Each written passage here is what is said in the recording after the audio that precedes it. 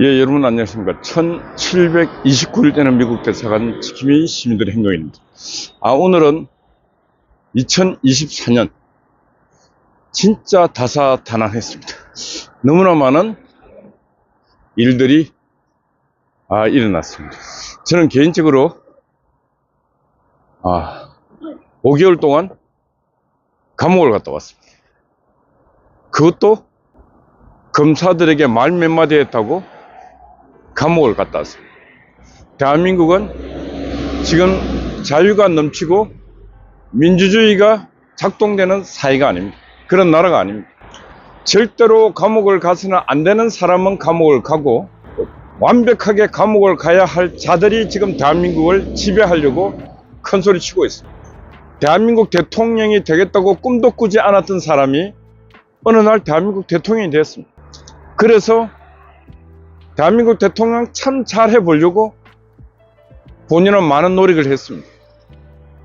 그런데 그 대통령이 지금 식물 대통령이 됐습니다. 대통령이 되어서 보니까 이 나라가 진짜 이상해도 너무너무 이상한 나라가 되어 있고, 나라일 수 없는 나라가 되어 있고, 진짜 전직 검사의 눈으로 봤을 때 도둑놈 잡범들 사기꾼들 천지 정치 집단이 되어 있고, 그런 자들이 갑질을 하면서 행정부를 나무라고, 장관들을 나무라고, 심지어 탄핵을 하고, 그러하니까 대통령의 신분으로서 분노하는 게 아니라 전직 검사의 신분으로서 그 분노를 참을 수가 없다. 이걸 어떻게 해야 되는가 고민하다가 윤석열 대통령은 헌법상 대통령에게 부여된 권한이 딱 한 가지 있다는 것. 비상계엄. 윤석열 대통령은 이거라도 선택해서 이 국가 위기를 극복해보자. 여의도에 있는 저 무도한 자들, 국가도 없고 국민도 없고 오직 자기들 이익밖에 없는 저자들을 뭔가 경종도 울리고 뭔가 고쳐보려고 했습니다. 그런데 윤석열 대통령은 한계가 있습니다. 그 한계라는 게 저는 제가 볼 때 의식의 한계였습니다. 본인이 완전한 완벽한 통치를 할 수 있는 정치가 윤석열이 되어야 함에도 불구하고 법률가 윤석열에 머물러 있습니다. 비상계엄이라고 하는 것은 고도의 정치 행위고, 이 고도의 정치 행위는 초법적 사항입니다. 대통령이 결단을 할 수밖에 없으면 이거는 초법적 행위였고, 이 행위에는 본인이 정치적 생명과 때로는 육적 생명까지 걸고 했어야 될 일이었습니다. 그런데 윤석열 대통령은 목적을 세웠음에도 불구하고 비상계엄을 국회가 해제를 요구한다고 그래서 해제를 해버렸습니다. 그러다 보니까 그 국회에 있는 저 무도한 자들이 행정부를 겁박하고 끝내 비상계엄, 대통령의 고유 권한인 비상계엄을 발동한 윤석열 대통령을 식물 대통령으로 만들고, 그걸로 끝나는 게 아니고 지금 감옥으로 보내려고 발악을 하고 있습니다. 감옥으로. 어제는 체포영장을 청구를 했습니다. 그것도 권한도 없는 공수처가 체포영장을 청구했습니다. 지금 서부지방법원에서 체포영장 발부에 대해서 심사를 하고 있다고 합니다. 심사해서는 안 되지만은 제가 볼 때는 발부할 가능성이 높습니다. 왜? 이 전국이 헌법이 작동되고 법률이 작동되는 그런 정상 상태가 아니고, 지금 여의도에 의한 독재가 오히려 행정부 독재보다 몇 수십 배의 힘으로 작동되고 있기 때문에 그렇습니다. 그래서 윤석열 대통령은 이 위기를 어떻게 극복할 것인가, 이제 법률가가 아닌 대통령으로서 본인은 고민하고 결단을 내려야 하는 것입니다. 그래서 저는 윤석열 대통령이 상당히 고뇌의 시간을 보내야 되고, 그 고뇌의 시간에서 응답을 찾는다면 위기도 극복할 수 있다, 그런 생각을 합니다. 지금 윤석열 대통령을 도와줄 수 있는 제도권 권력은 하나도 없습니다. 국민의힘당은 어디 갖다 내놔도 쓸모가 별로 없습니다. 국민의힘당은 민주당하고 대직해서 싸워 이겨야 되는데 절대로 이길 수 없는 허접한 조직입니다. 지금 국민의힘당은 민주당의 전위대인 전대엽 수준 그런 애들하고 싸워도 못 이깁니다. 그만큼 이익 집단이 되어 있고 배부른 자들이 되어 있고 온실의 화초 같은 인간들입니다. 그런 자들은 지금 이 엄동설 안에 밖에 나오면 다 얼어서 죽어버립니다. 그런 와중에도 국민의힘당은 저는 강선영 의원, 박충건 의원, 박태준인가 하여튼 의원, 윤상현, 김민전, 박명우 등등 그래도 1592년 임진왜란이 일어났을 때 이순신 장군이 아직도 소신에게는 12척의 배가 있습니다. 그런 심정으로 국민의힘당이 싸운다면 희망이 있다. 왜? 이 밖에는, 염동설 안에 이 밖에는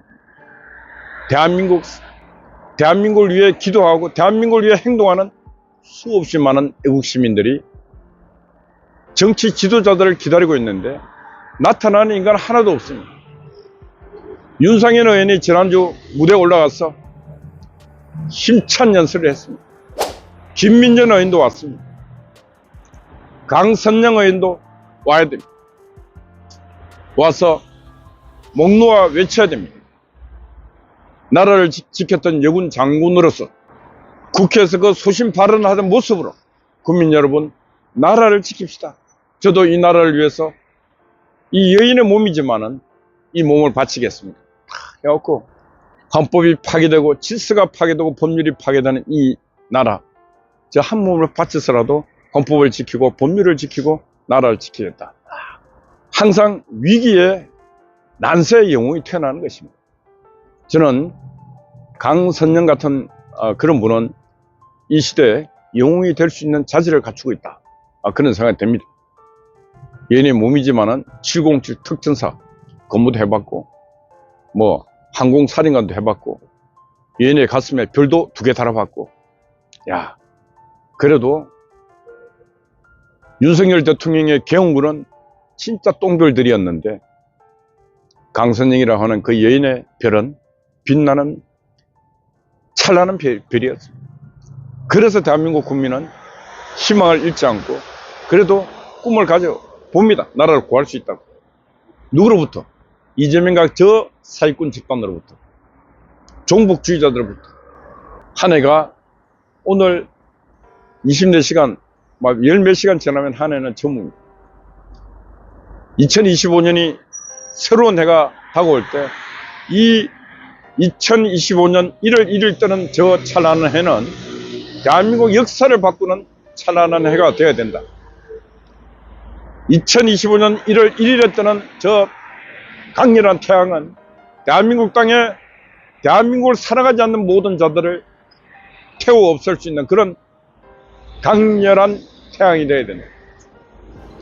2025년 1월 1일은 진짜 정치 개혁이 일어나서 정치판에서 국가도 없고 국민도 없는 그런 자들은 진짜 하늘의 심판으로 그런 자들은 이 땅에 사라지는 그런 기적 같은 일들이 일어나야 된다. 그렇게 생각합니다. 항상 대한민국은 수없이 많은 인명사고가 일어났지만은 그 사고를 방지하기 위한 정치적 노력과 사회적 노력을 했어야 함에도 불구하고 세월호가 일어났을 때 그 세월호 어린 학생들의 죽음을 정치적으로 이용해서 문재인이가 대통령이 됐습니다. 강호병 일어나지도 않는 그걸 갖고 이명박 대통령 몰아내려고 또 책당도 했습니다.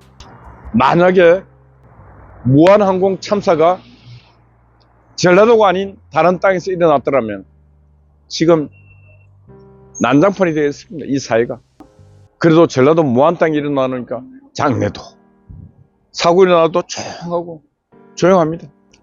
죽음을 갖고 정치로 이용을 지금 안 하고 있습니다. 누가? 민주당과 종북주의자들이.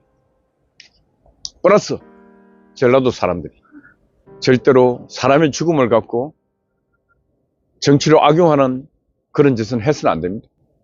이런 짓을 주로 했던 자들이 대한민국 좌파들, 종북주의자들, 이재명의 졸개들, 이재명의 선배들이 그런 짓을 했습니다. 2025년에는 그런 악한 마음으로 세상을 살아가는 인간들에게 하늘의 심판.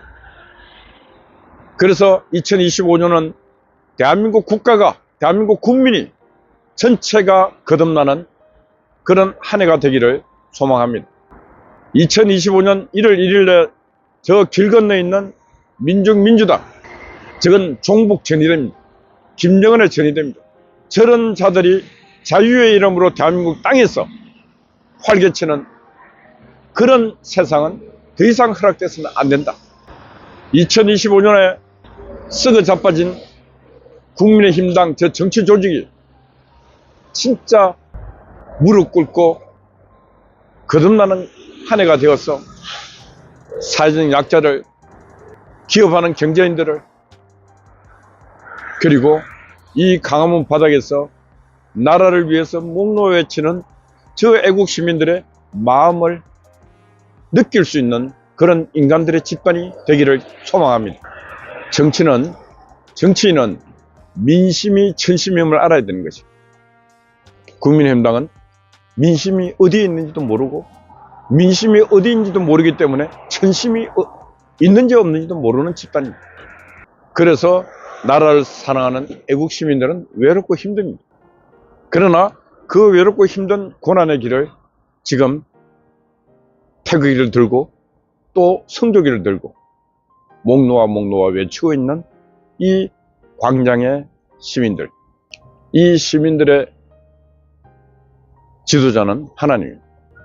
이 시민들은 이 땅에 믿을 사람이 하나도 없기에 하나님을 믿고 행진해 가고 있습니다.